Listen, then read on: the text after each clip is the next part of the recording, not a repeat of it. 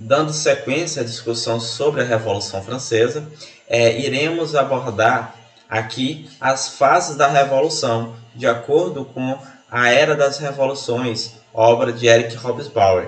Dentro dessa conjuntura, é interessante a gente analisar a seguinte questão: Revolução Francesa ou Revoluções Francesas? Então, de acordo com Hobsbawm, ele fala sobre a Era das Revoluções, né? O momento em que a França, né, delimitadamente a França, vivia uma crise política, social e econômica causada pelas ações infrutíferas do rei Luís XVI, que ocasionaram a crise, né, que caracterizou um período de desigualdades e de fome, que deu brecha a série de revoltas, de motins e de militâncias, né, de camponeses, de trabalhadores pobres das cidades, da baixa burguesia, da alta burguesia, aristocratas, né, insatisfeitos com a tirania imposta por Luís XVI e que deu brecha, de fato, à efetivação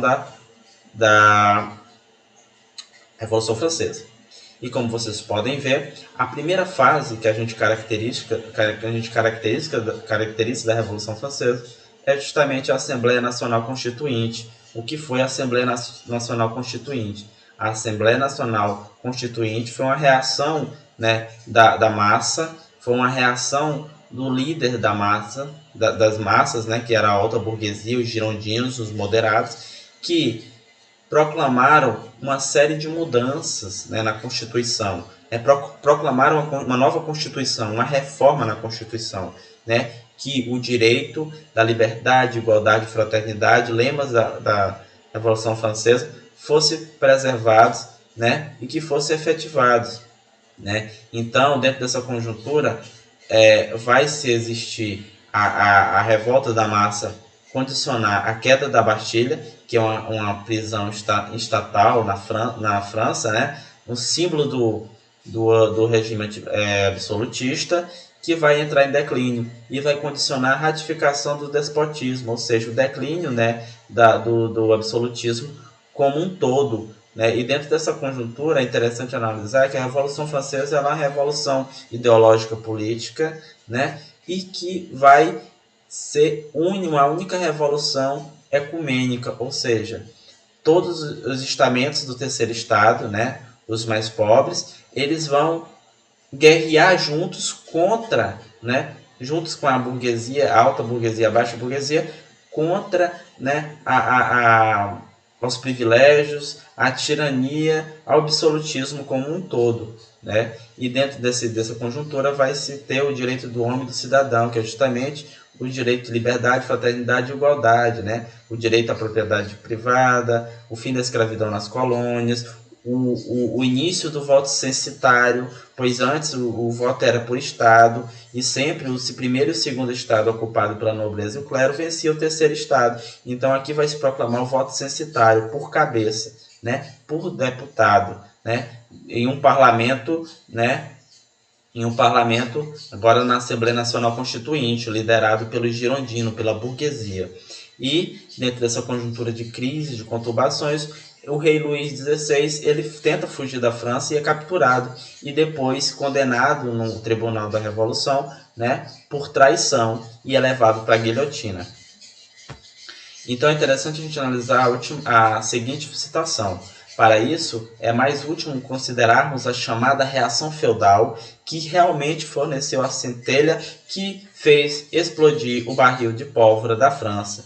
Então é interessante a gente analisar que o terceiro estado é ocupado pelo aproximadamente 95% da população francesa, né? A maior parte da população francesa naquele momento era o terceiro estado, era o estado que estava sobrecarregado e que vai justamente reivindicar, junto com a burguesia, reivindicar justamente o direito do homem e do cidadão, o direito da nação, né, contra a monarquia absolutista.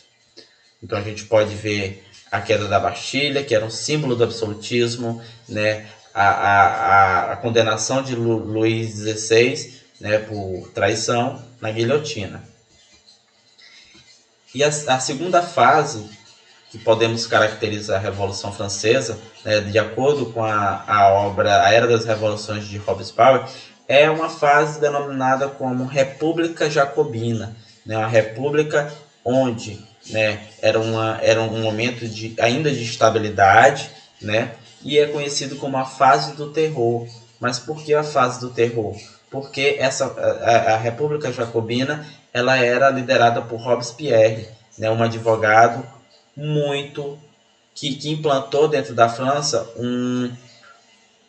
uma ditadura, pois tudo que era anti-revolucionário ia para a guilhotina. Então existia uma série de mortes. E os girondinos, né, que é a alta burguesia, culta, ideológica, que promovia uma revolução ideológica e não radical, sanguinária, ela vai ficar com receio, né, junto com os demais componentes da revolução, e vai levar Robespierre para a condenação, para a guilhotina.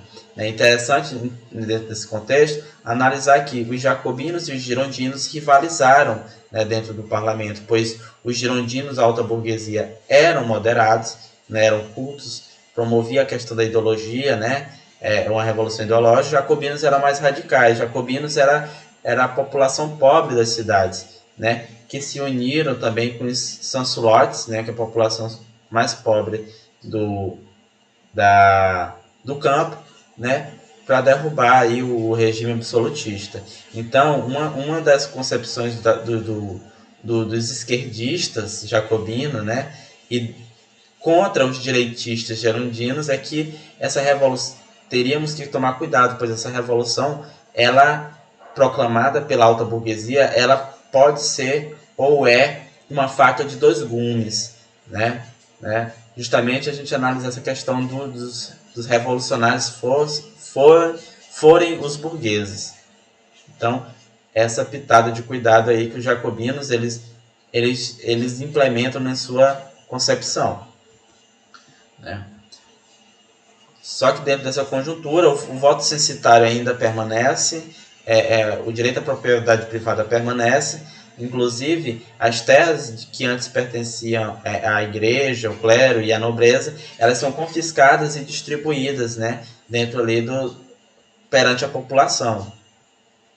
E a terceira fase, que é o diretório, que entre 1795 a 1799, né, é marcado ainda, né, por estabilidades, né, por crises internas e ainda mais com uma guerra, né? Que guerra foi essa? Foi justamente os países próximos da França ficaram com receio da revolução, porque ela estava tomando rumos catastróficos e eles decidiram intervir nessa revolução, né?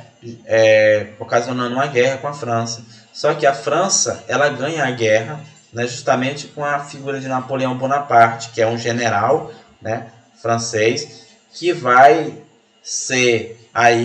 ter aí, né, a sua ascensão, né, por parte de um golpe da alta burguesia, os girondinos, que agora vão voltar novamente para a cena, né, para o protagonismo, e vão proporcionar a ascensão de Napoleão Bonaparte, o homem que ganhou a guerra, um homem culto, que pôs fim a toda a instabilidade que estava, né, na França, proporcionando assim a fraternidade francesa.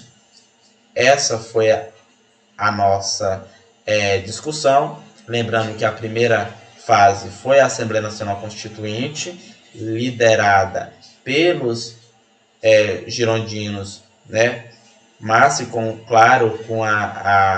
o apoio da massa, né, onde teve a queda da Bastilha, a queda do despotismo, a prisão e morte, né, do rei Luís XVI. A gente teve a segunda fase, que é marcada pela República Jacobina, um momento de terror radical, liderado por Robespierre, que implantou uma ditadura, né, e fugiu dos princípios da Revolução Francesa e foi capturado e condenado na guilhotina, né? E na terceira fase é o diretório, justamente a alta burguesia, né? Os girondinos eles voltam a cena protagonista e proclamar a ascensão de Napoleão Bonaparte, que vai restaurar e estabilizar o cenário da França, pondo fim assim ao ciclo da Revolução Francesa com, né, como posso falar, com